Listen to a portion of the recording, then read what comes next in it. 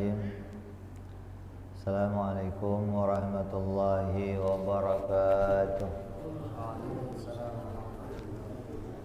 Al-Fatihah ila ruhi Sayyidina wa Habibina wa Syafi'ina Rasulillah Sayyidina Muhammad ibn Abdullah sallallahu alaihi wa ala alihi wa ashabihi wa azwajihi wa dhurriyyatihi. Anna Allah yu'ali darajatihim bil jannah wa yanfa'una bi asrarihim wa anwarihim wa ulumihim wa nafahatihim wa barakatihim bid dini wa dunya wal akhirah. Ja'aluna min hisbihim yarzuquna mahabbatahum wa yatawaffana ala millatihim wa yahshirna bi zumratihim bil afiyatin wa salamatin lahumul Fatihah.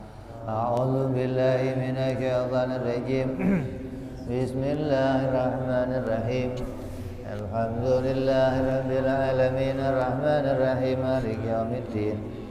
Iyyaka na'budu wa iyyaka nasta'in ihdinas siratal mustaqim. Siratal ladzina an'amta 'alaihim ghairil maghdubi 'alaihim waladdallin. Amin. Bismillahirrahmanirrahim. Nawaitu ta'alluma wa ta'lima wa tadhakkura wa tadhkira wa nafa'a wal intifa'a wal ifadata wal hitha ala tamassuki bi kitabillahi wa sunnati rasulillah sallallahu alaihi wasallam wa du'a ilal huda wa dilalata alal khairi ibtigha'a mardatihi wa qurbihi wa thawabihi wa husnil khatimah ma'al lutfi wal afiyah wa salahil akibah. Bismillahirrahmanirrahim. Alhamdulillahirabbil alamin. Alhamdulillahilladzi arada faqaddara walladzi bihi hikmatihi khalaqal khaira wa syarra wa ja'ala masira alladzina taqaw ila jannati wan nahar walladzina kafaru ila sagar. Asyhadu an la ilaha illallah wahdahu la syarika lah al-malikul bar wa asyhadu anna sayyidana Muhammadan abduhu wa rasuluhul muntasar. Allahumma salli wa sallim ala sayyidina wa habibina Muhammadin khairil bashar wa ala alihi wa sahbihi al-ghurar wa dhurriyyatihi wa atba'i ila yaumin nashri wal mahsyar. Amma ba'du.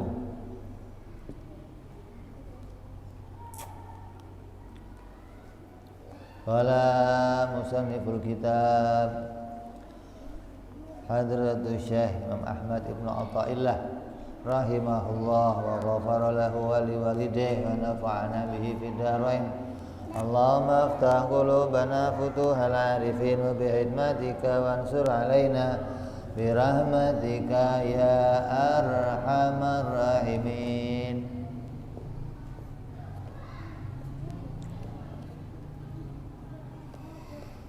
Ila anqal sampai hikmah ke-57. Idza aradta an ta'rifa qadraka indahu fandur fi ma dza yuqimuka. Yang artinya jika engkau ingin mengetahui kedudukanmu di hadapan Allah, maka perhatikanlah di mana Allah menempatkanmu.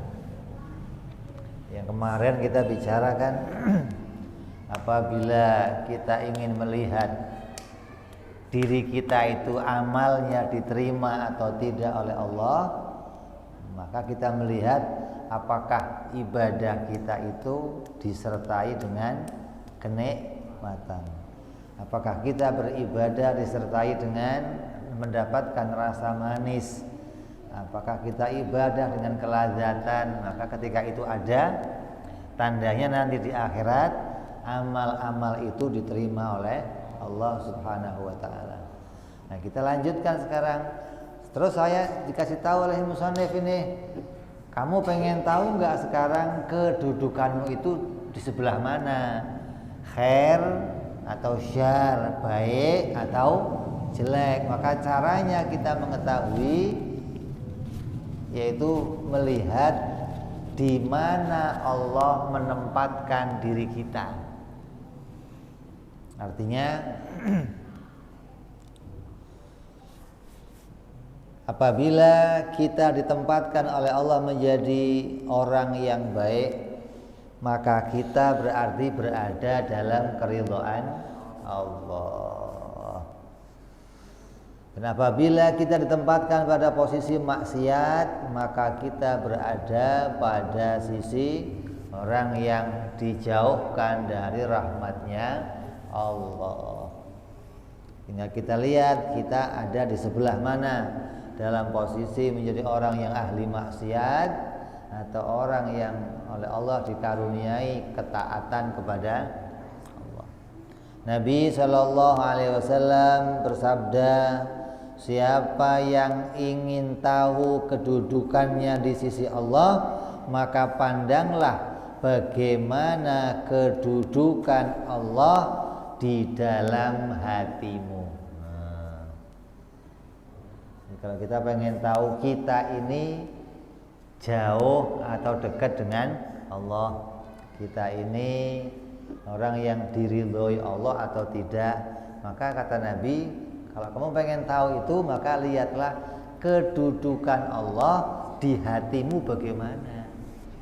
Artinya kita itu jadi orang yang selalu mengingat Allah, atau jadi orang yang kita ini kayak ada uang abang sayang, nggak ada uang abang di. Nah, kalau kita seperti itu di hadapan Allah bagaimana? Kalau Allah kasih kita sehat, kita ingat Allah. Kalau Allah kasih kita lancar rezekinya, kita ingat Allah. Kalau kita dikasih kerjaannya lancar, ingat Allah. Nah, kalau pasarat semua, rezekinya seret, kerjaan nggak lancar, hidupnya sakit, Allah dibenci, gimana sih Allah? Nah, ini namanya sama aja. Allah jadi jauh di hati kita ketika tidak ada kebaikan yang muncul. Maka kita menjadi baik kepada Allah hanya ketika adanya kebaikan dari Allah. Kalau nggak datang kebaikan dari Allah, kita jauh dari Allah.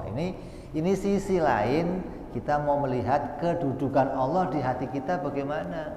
Apa kita bisa membawa Allah itu senantiasa mau keadaan seret, mau keadaan lancar, mau keadaan paceklik, mau keadaan makmur, selalu ingat kepada Allah, maka berarti Allah senantiasa berada dalam hati kita. Hati kita senantiasa mengingat kepada Allah Subhanahu wa ta'ala. Jadi kalau kita mau lihat sisi ini, banyak macamnya. Ada orang yang ingatnya Allah kalau lagi butuh, ya. Ada orang ingatnya Allah kalau kepepet. Ada orang ingatnya Allah kalau lagi seneng. Ada orang ingatnya Allah kalau lagi berdoa, punya hajat, baru ingat sama Allah. Ini tiap-tiap orang punya kedudukan yang berbeda-beda, tergantung bagaimana di dalam hatinya mengingat kepada Allah Subhanahu wa ta'ala.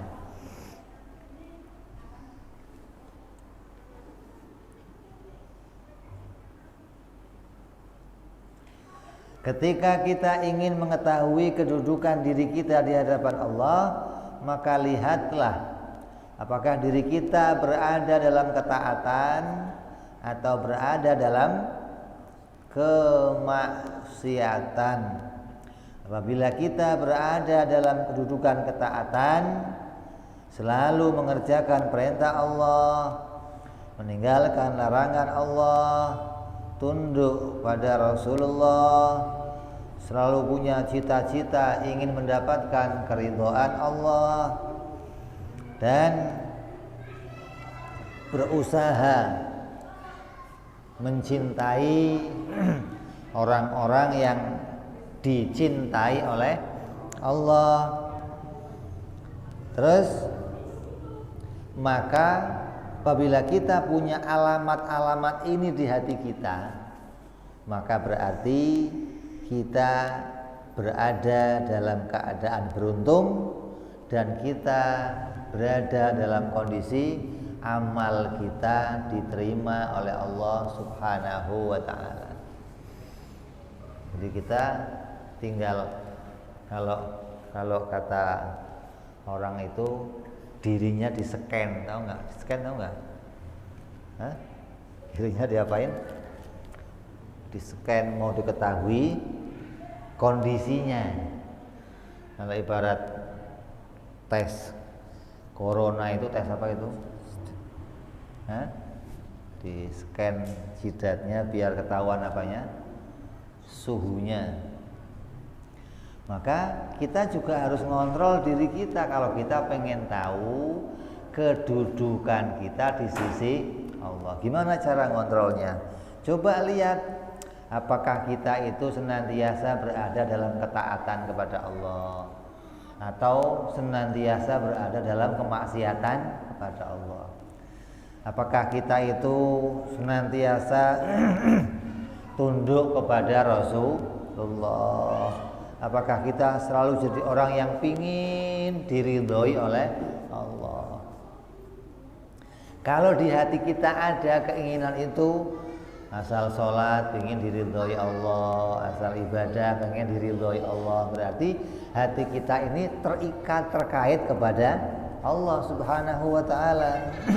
Maka itu alamatnya kita menjadi orang-orang yang beruntung, dan kita menjadi orang-orang yang amalnya punya alamat untuk diterima oleh Allah Subhanahu wa ta'ala. Maka ketika keadaan kita demikian, bersyukurlah kepada Allah Subhanahu wa ta'ala, dan akuilah bahwa kita sebenarnya bukanlah orang yang ahli di dalam berbuat kebaikan. Kita itu aslinya nggak bisa berbuat baik.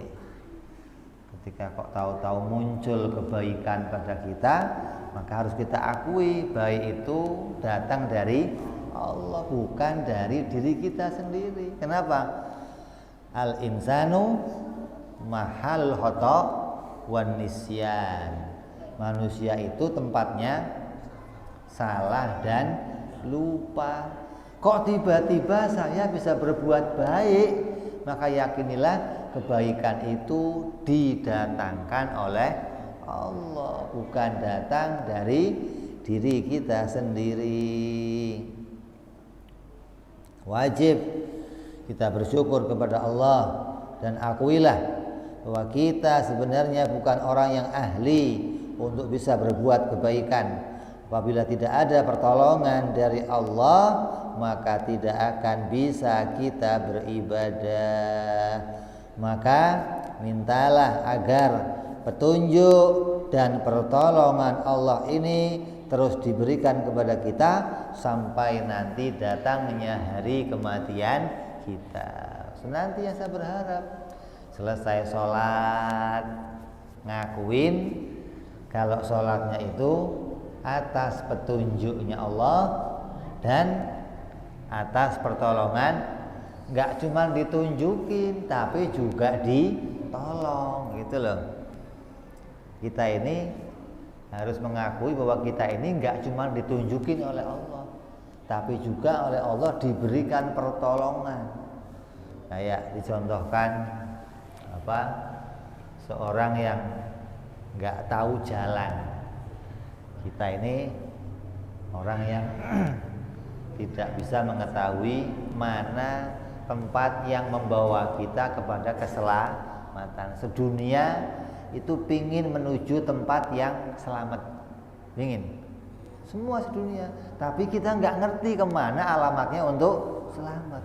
Ketika kita tanya sama orang untuk selamat, ada orang yang menunjukkan itu loh jalannya, petunjuk namanya, itu loh jalannya. Nah, Allah Subhanahu wa Ta'ala nggak cuma nunjukin, tapi juga nganterin. Coba,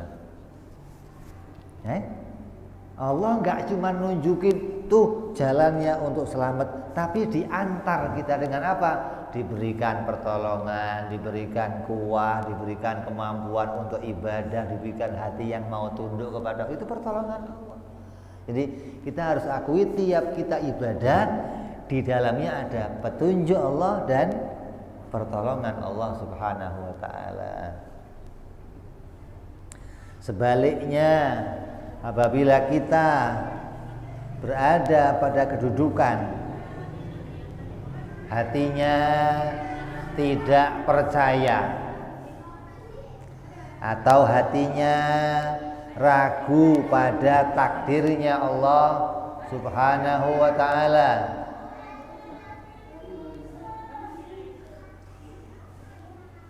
maka atau hati kita menjadi hatinya orang yang menyekutukan Allah Subhanahu wa Ta'ala atau tidak tunduk pada Rasulullah, maka berarti kita berada dalam keadaan celaka. Jadi ada orang yang tidak ridho kepada Allah, tidak ridho kepada takdirnya Allah, ragu apa ini ditakdirkan oleh Allah atau tidak. Orang yang ragu pada takdirnya Allah, satu saja kejadian kita ragu ini tidak diciptakan oleh Allah, maka rusaklah keadaan kita, jauhlah kita dari keridhoannya Allah Subhanahu wa Ta'ala. Kan ada orang yang dalam hidupnya dia kadang suka bingung, suka bertanya-tanya, apa ini takdirnya Allah atau bukan, apa dari Allah atau bukan. Ragu yang begitu itu membawa kita menjadi orang-orang yang celaka. Nah, biar kamu jangan ragu pada takdir, jangan ragu pada nasib kamu. Kamu ngaji tauhid. Kalau nggak ngaji tauhid, nggak bisa keluar dari masalah itu, nggak bisa. Orang yang bisa sampai pada maknanya imannya itu benar tentang akidah, imannya benar tentang prinsip-prinsip, itu kalau diisi dengan akidah yang kuat, akidah yang kokoh. Ketika akidah kita kokoh, iman pada kudratnya Allah, iradatnya Allah, pada takdirnya Allah, maka hatinya akan senantiasa ridho pada Allah.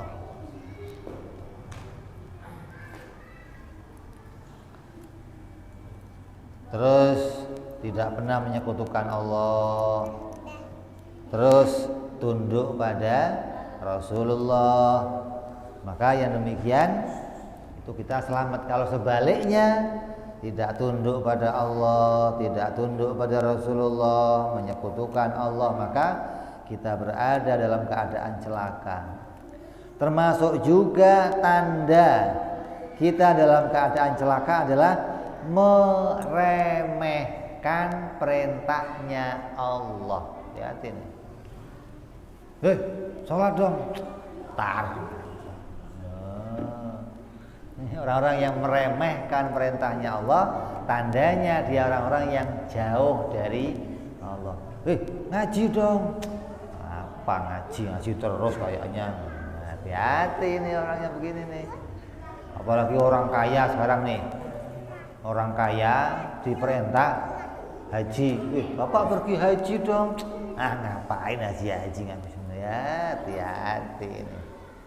Jadi ada orang-orang yang meremehkan perintahnya Allah, maka orang yang begitu maka dia bagian dari orang-orang yang sedang berada dalam keadaan celaka, keadaan rugi. Terus orang yang mudah berbuat maksiat, dia gampang berbuat maksiat. Kita ini punya fasilitas banyak, HP, TV, asal keluar sedikit lihat yang macam-macam. Fasilitas untuk maksiat kita banyak.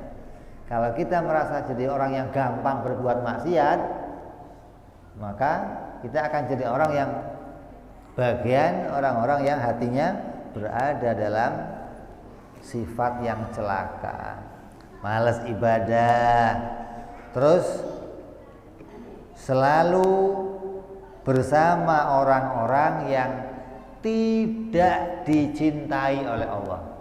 Kumpulnya senangnya sama ahli maksiat, sama orang yang jalannya miring-miring gitu, sama orang yang dang-dung, kumpul di situ, sama orang-orang yang pada dirinya tidak ada keridhaan Allah. Maka kalau itu hari-hari kita kerjakan, itu tandanya kita jadi orang yang jauh dari Allah Subhanahu wa ta'ala. Maka kalau kita melihat tanda itu ada pada kita, bersegeralah taubat kepada Allah. Artinya kita lihat, oh berarti posisi saya, kedudukan saya berada pada kedudukan orang yang sedang dijauhkan dari rahmatnya Allah Subhanahu wa ta'ala. Maka bersegeralah taubat dan keluar dari kemaksiatan, lalu bersyukur kepada Allah Subhanahu wa ta'ala karena masih mengingatkan kita dengan petunjuk dan tidak melanggengkan kita dalam kemaksiatan sampai kita mati. Syukur kita kepada Allah.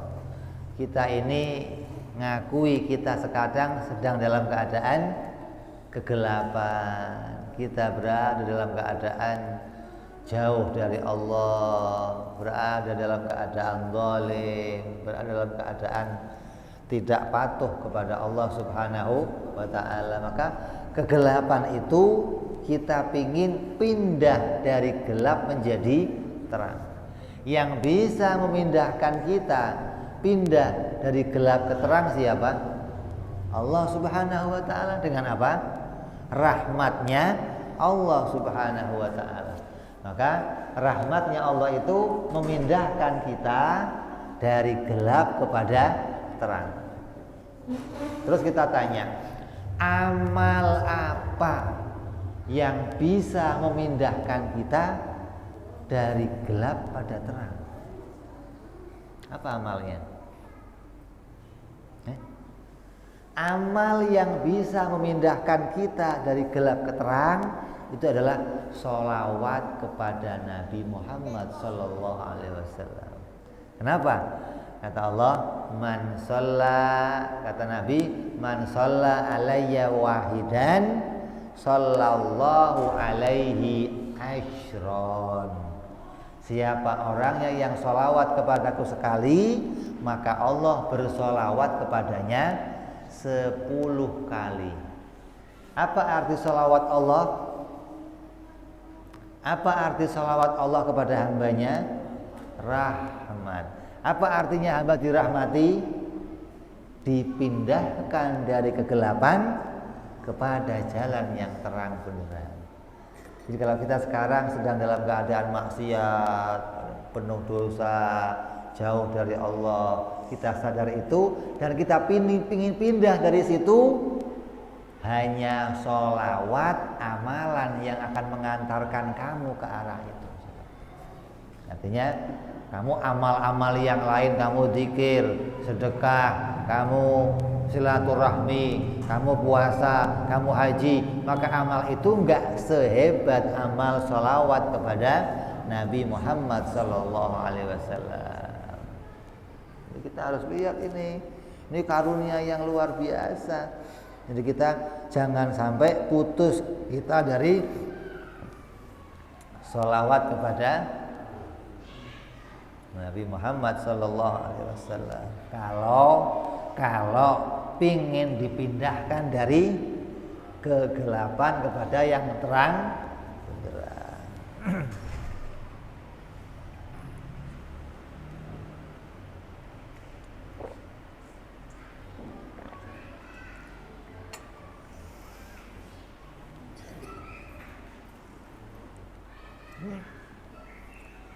Terus dalam surat Ar-Ra'd ayat 11 Allah berfirman, innallaha la yughayyiru ma biqaumin hatta yughayyiru ma bi anfusihim.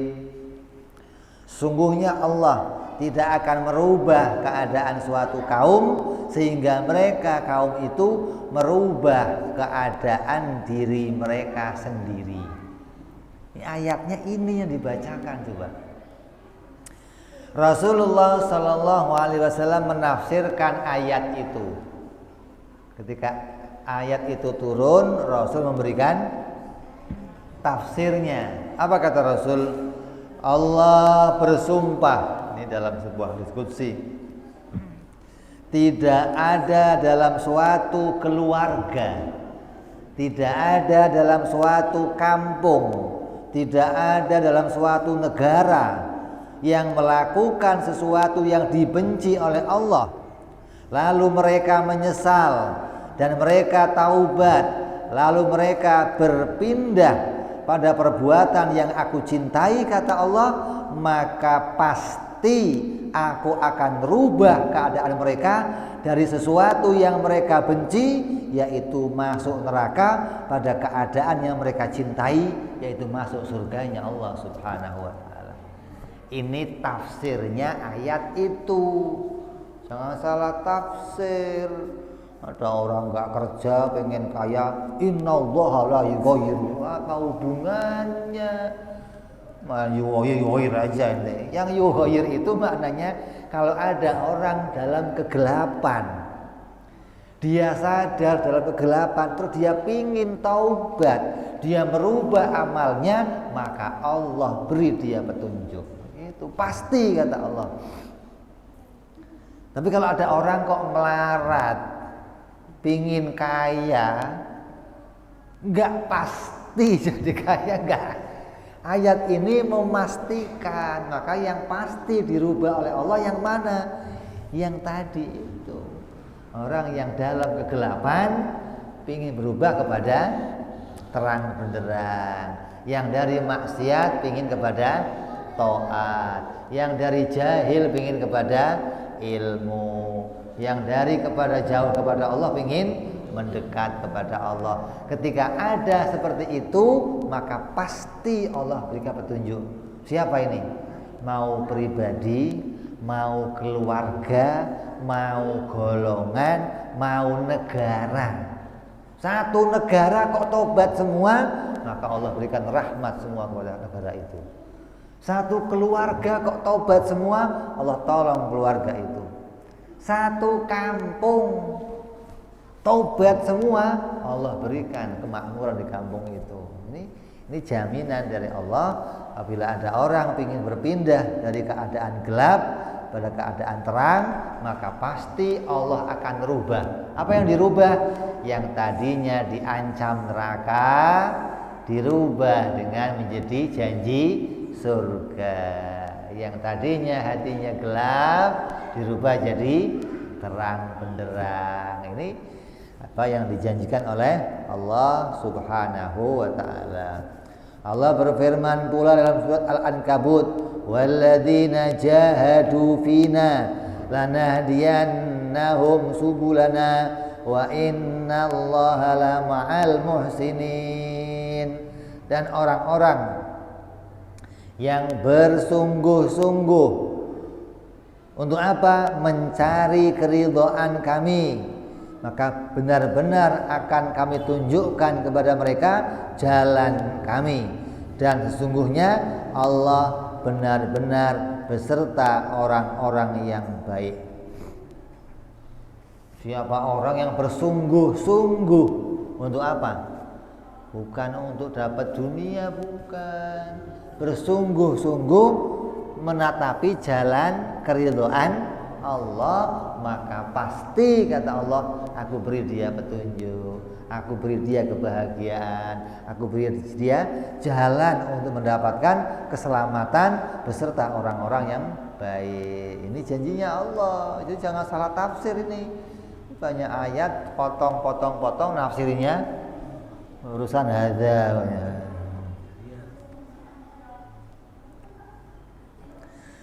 Adapun orang-orang yang bersungguh-sungguh ingin kaya, maka Allah tidak menjaminnya menjadi orang kaya. Ada orang ingin kaya, beli punya sawah sekian hektar, ditanam semua, pasti panen, pasti? Ya pasti. Ada orang punya tanah, ingin kaya, dibangun kontrakan 1000 pintu, pasti keisi, pasti. Bukan itu maksudnya, pasti bukan itu. Yang dimaksud pasti Allah tolong kalau kamu mau pindah dari gelap kepada terang.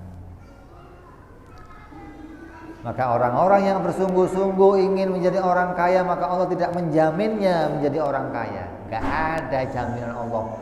Kamu usaha kaya dijamin jadi orang kaya, gak ada. Kalau begitu kaya semua orang. Orang semuanya pengen kaya semua, ibadah apa? Kerja semua. Maka kalau begitu pula para petani yang bersungguh-sungguh ingin panen, maka Allah tidak menjaminnya menjadi orang yang panen. Orang yang sungguh-sungguh ingin menjadi presiden, Allah nggak jamin dia jadi, nggak ada. Orang yang sungguh-sungguh ingin punya jabatan, Allah nggak jamin dia punya jabatan. Tapi orang yang sungguh-sungguh ingin pindah dari kegelapan kepada terang, pasti Allah jamin dia mendapatkan jalan itu.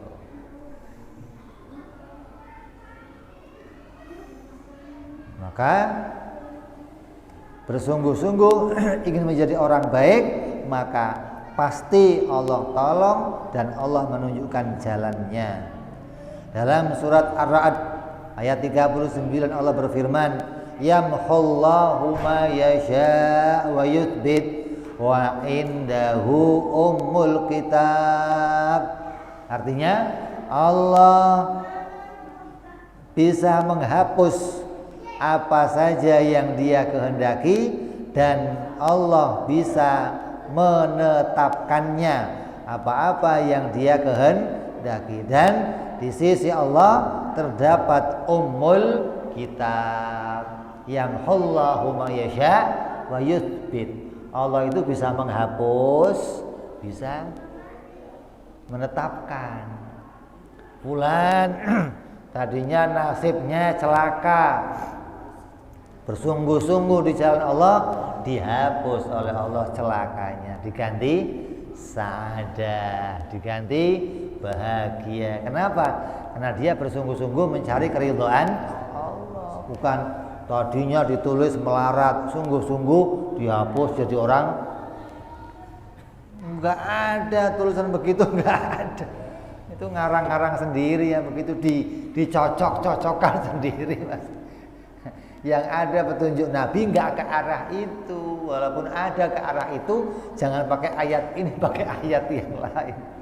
Ayat ini mengarah kepada siapa orangnya yang menghendaki dia itu berubah dari kemaksiatan menuju taat, dari kebodohan menjadi ilmu, dari jauh dari Allah menjadi keridhaan Allah, maka dia akan ditolong oleh Allah Subhanahu wa taala. Dijelaskan pula oleh para mufassirin bahwa yang dimaksud menghapus itu apa?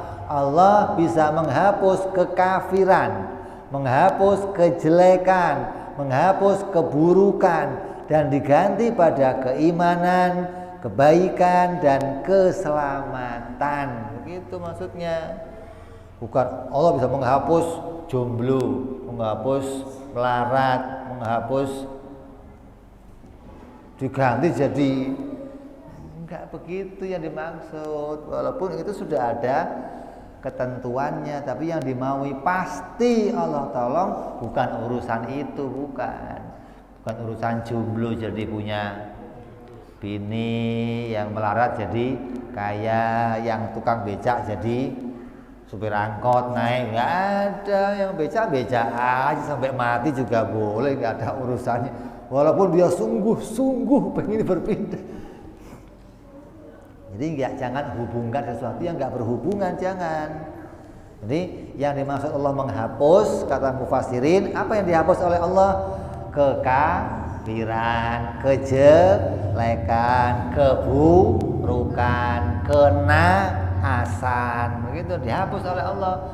Diganti apa? Diganti keimanan, kebaikan, diganti pada keselamatan, diganti pada kebaikan. Karena Lauhil Mahfuz itu makhluk, dan Lauhil Mahfuz tunduk pada perintahnya Allah Subhanahu wa ta'ala.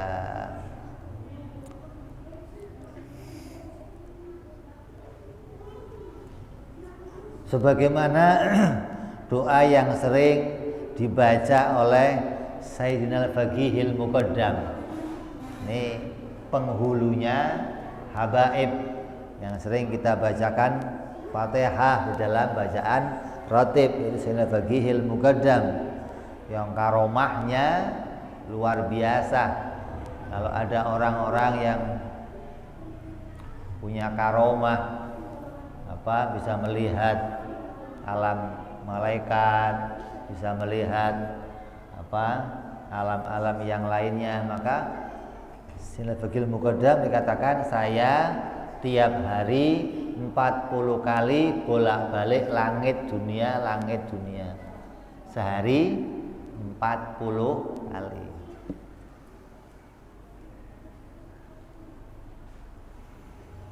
Banyak karomahnya beliau, banyak. Di antara doanya beliau apa? Ya Allah, pindahkanlah kami ya Allah dan kaum muslimin dari keburukan pada keselamatan, dan dari ahli neraka kepada ahli surga. Doanya begini, bukan dari ahli melarat kepada orang kaya, bukan, enggak ada. Artinya yang disebutkan yamhullahu ma yasha wa yuthbit, ini yang diharapkan. Dari keburukan jadi orang selamat, jadi ahli neraka menjadi ahli surga. Ini yang kita doa. Maka ambil doa-doa seperti itu, panjatkan tiap waktu agar kita menjadi bagian orang-orang yang dirubah oleh Allah dari kegelapan menjadi terang benderang. Apabila seorang atau keluarga atau satu kampung atau satu negara, maka dia ingin benar-benar berubah, maka Allah akan menolongnya dan akan ditunjukkan oleh Allah jalan menuju kepada keridhaannya Allah Subhanahu wa ta'ala.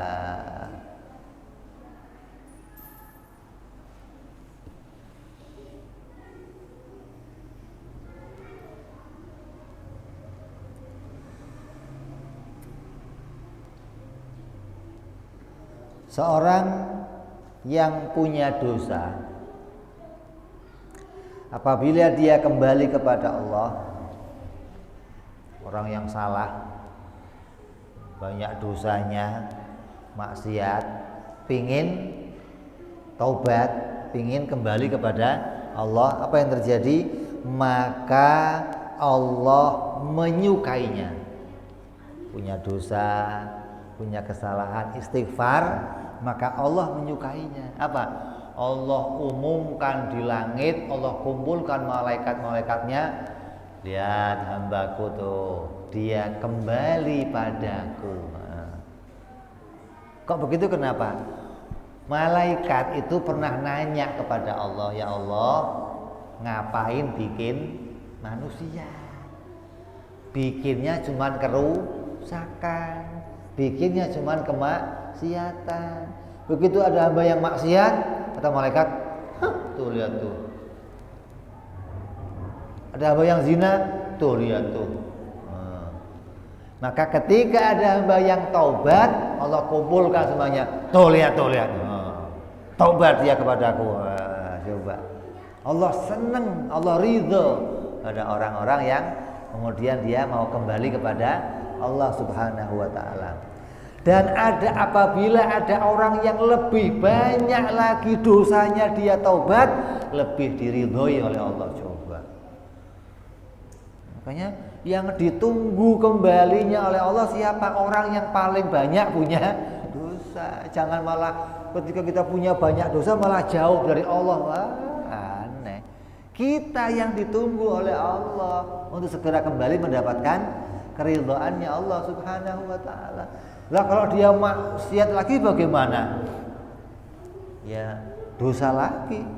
Ketika taubat lagi, Allah kumpulkan lagi malaikat. Tuh lihat, balik lagi kan? Coba. Maksiat lagi, dosa lagi, taubat lagi, dikumpulin lagi. Tuh lihat. Tidak pernah ada bosannya untuk memberikan berita kepada malaikat bahwa aku meridhoi hamba-hamba yang kembali kepadaku. Maksiat lagi, taubat, diridhoi lagi oleh Allah. Maksiat lagi, taubat, diridhoi oleh Allah. Yang penting jangan matinya pas lagi. Nah, ini yang repot. Orang kok bolak-balik maksiat aja, begitu pas matinya pas lagi. Na'udzubillahi min dzalik. Ya, jadi ini kita harus sampaikan, kita harus jadi orang yang bisa membawa diri kita jadi orang yang dicintai oleh Allah, diridhoi oleh Allah dengan apa?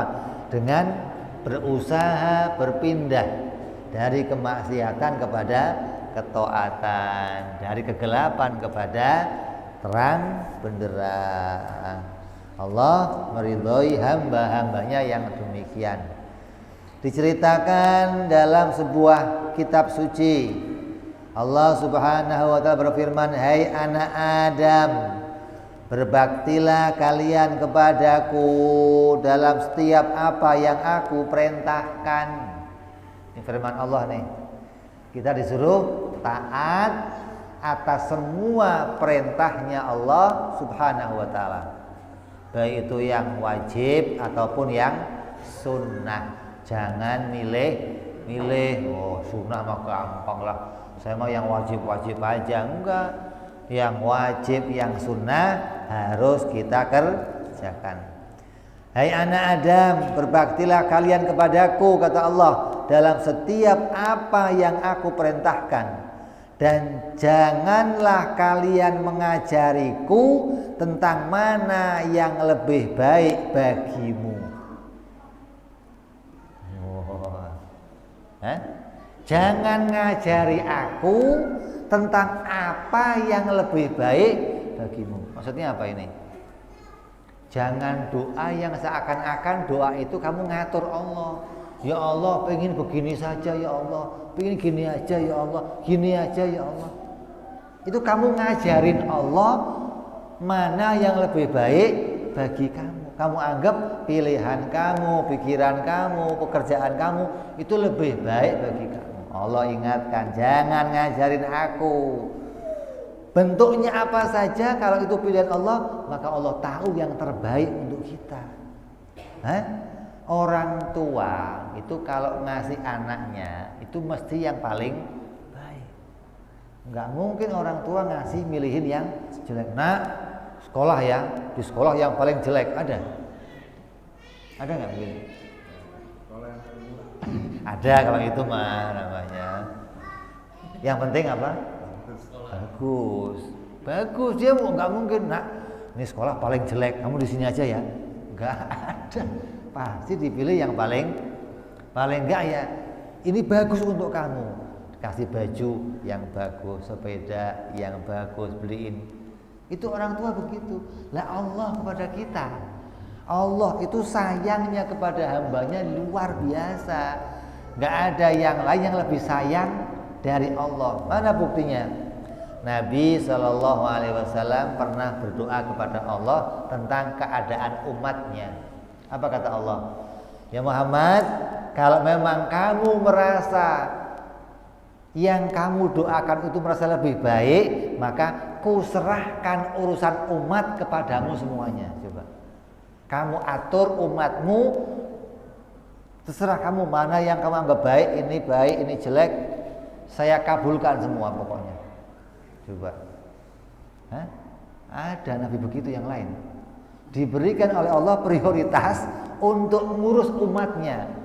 Mana yang kamu anggap ini umat saya, ya Allah, bikin begini ya Allah, siap. Ini bikin begini ya Allah, siap. Ini. Tapi Nabi tidak mau. Apa kata Nabi?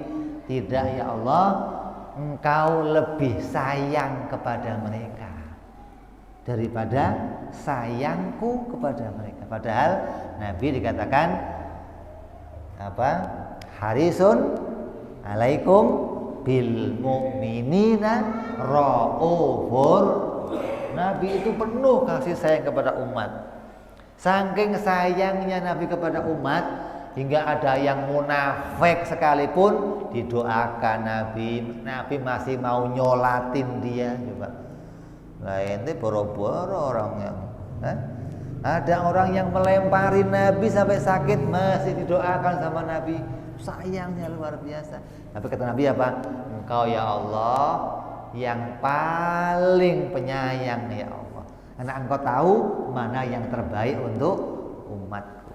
Maka Nabi kembalikan lagi apa yang Allah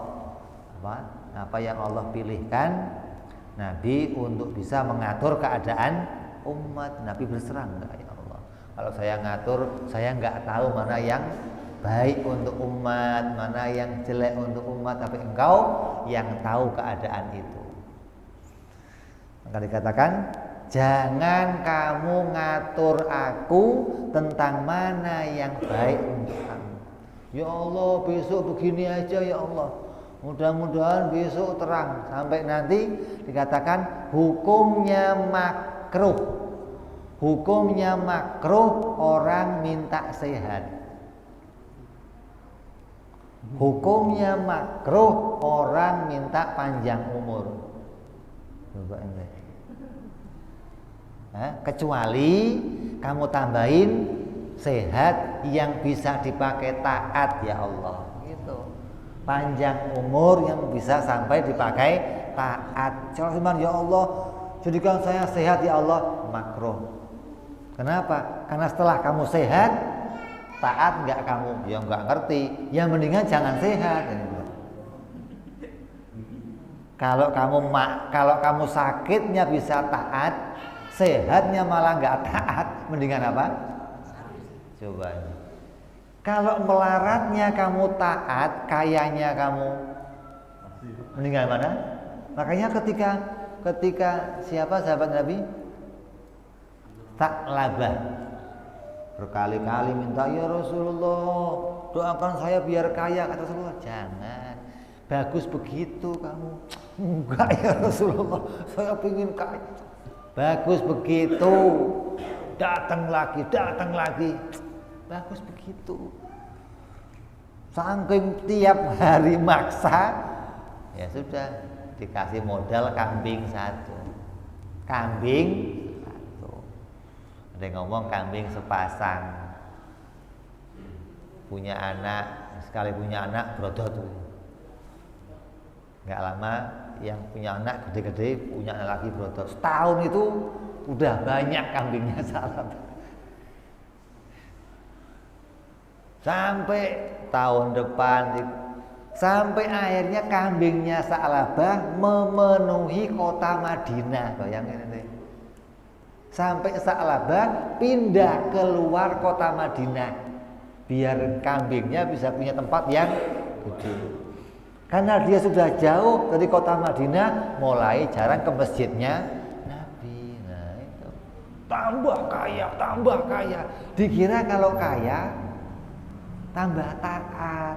Makanya nggak boleh doa minta kaya, kecuali kamu barengi kaya yang bawa kepada ketaatan, yang jadi modalnya amal. Wong sampai husnul khotimah doang itu masih belum cukup.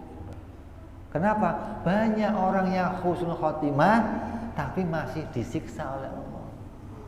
Husnul khotimah itu maksudnya mati muslim, bukan mati kafir. Banyak orang muslim yang mati muslim tapi disiksa oleh Allah. Jadi mintanya bagaimana? Mintanya husnul khotimah dan bi ghairi hisab juga. Udah husnul khotimah dan tidak dihisab. Itu begitu mintanya, jangan kalau minta itu yang penting husnul enggak beres itu Pak. Khotimah doang masih bisa disiksa. Kaya doang masih bisa kamu jadi orang maksiat. Panjang umur doang masih bisa jadi. Maka jangan berdoa yang begitu-begitu, sesuatu yang kemudian masih bisa membuat jalan kamu jauh dari Allah. Jadi kata Allah, jangan ngajari aku tentang apa yang terbaik untuk kamu. Nah, Tuhan kok diajari? Jadi kalau kita doa ngapain? Kalau kamu doa ngapain niatnya? Jangan ngajarin Allah. Allah yang pesan jangan ngajari. Saya tahu mana yang terbaik buat kamu. Kalau kita doa, nanti habis ini ada bagaimana caranya kita doa.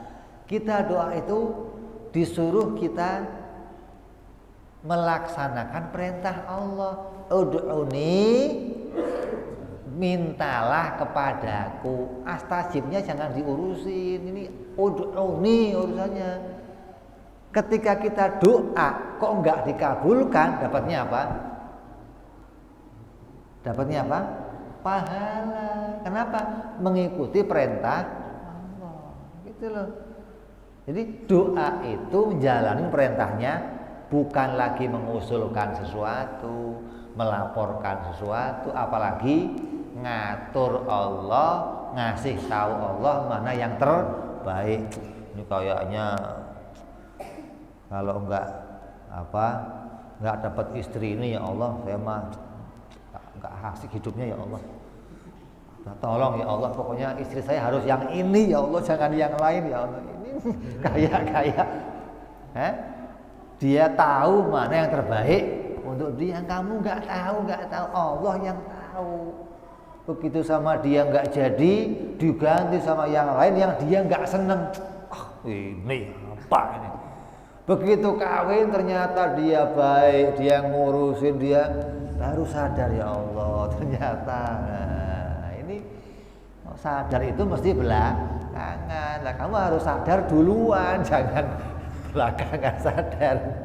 Artinya sadar duluan itu maknanya ketika doa kita ngakui kita nggak ngatur Allah.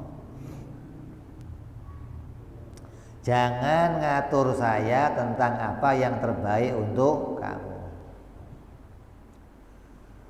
Karena semua perkara yang kuciptakan itu semuanya terliputi dalam pengetahuanku, dan aku memuliakan orang yang orang itu memuliakan aku, dan aku menghinakan orang yang orang itu menghinakan aku. Artinya yang dia itu jauh dari Allah, dia enggak terima dengan apa yang jadi keputusannya Allah, enggak ridho dengan takdirnya Allah, maka dia kujauhkan dari rahmatku. Tapi orang yang ridho kepada pilihanku, ridho pada keputusanku, maka dia kudekatkan kepadaku, kata Allah. Ini hadis qudsi yang isinya mengingatkan kita betapa kita ketika tahu keadaan ini, kita harus bisa melihat saya ditempatkan Allah di posisi yang mana, di posisi ketaatan atau posisi kemaksiatan. Apabila dalam kemaksiatan, maka berharaplah untuk segera dipindahkan oleh Allah kepada ketaatan. Karena apa? Innallaha la yughayyiru ma biqaumin hatta yughayyiru ma bi.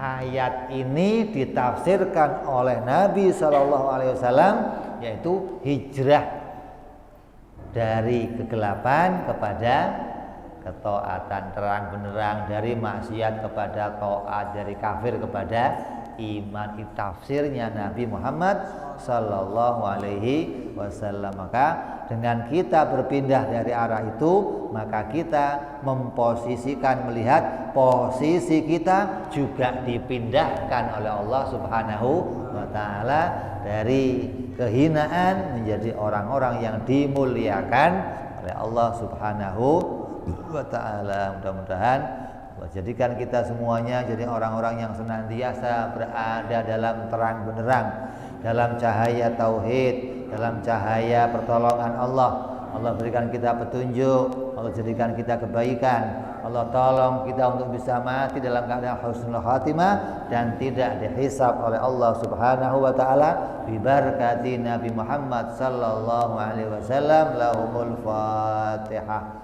A'udzu billahi minasyaitonir rajim. Bismillahirrahmanirrahim.